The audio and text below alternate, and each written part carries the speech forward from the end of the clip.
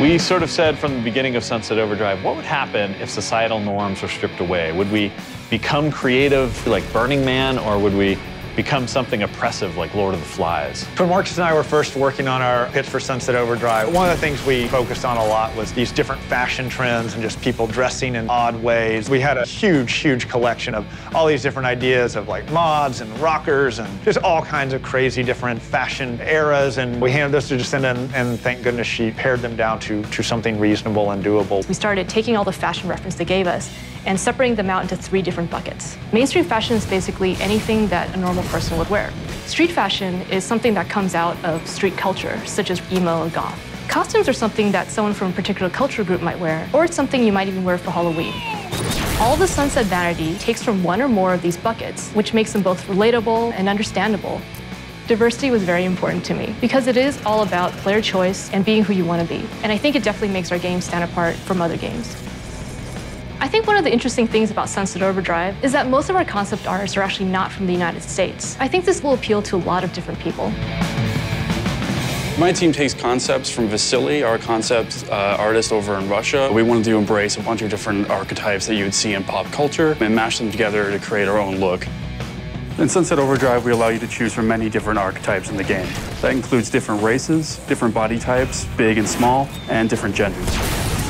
We have outfits that are meant to be together, and you can get them as presets in the game. You can combine all the different pieces to make exactly what you want. So if you get your Day of the Dead face paint, you can combine that with your wrestling pants, your chainmail shirt, and your cowboy boots. Every item that you unlock in the game will have Havoc physics applied to it as well. So when you're running around the world, we really want you to feel like it's alive.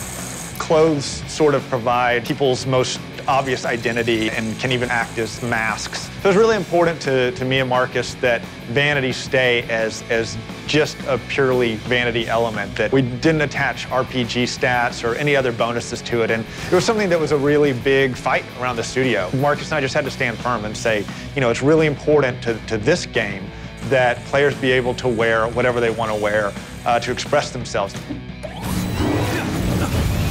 I like the hairstyles, especially the creepy 80s metal band style. I just like the way it looks moving around when you're doing our traversal in Sunset City. I would say that my favorite of all time is that we can be a luchador given the right combination. I mean, any chance to actually be a luchador running around Sunset City is pretty amazing. One of my favorite vanity items is the bunny ears. It's so absurd and weird. It just feels good running around with tall bunny ears. I don't know why I don't wear them all the time. For items that I can't really believe we got in, we do have a physics-based kangaroo head strapped to your crotch and nothing else. Oh, the kangaroo codpiece. Early on when we were pitching the game, Drew had used in a reference that he would be wearing nothing but a kangaroo codpiece. We knew we wanted it to be really different and really stylized and pretty out there.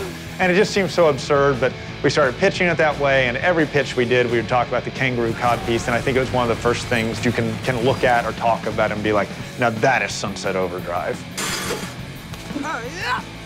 So after you've dressed up your character and you've got them looking the way you want, we still got a ton of customization with the weapons, the traps, the amps, a lot of different things on the gameplay side.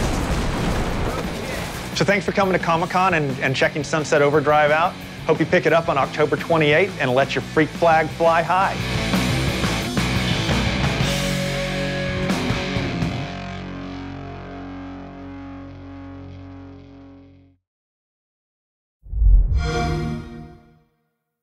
Xbox One, now starting at $399.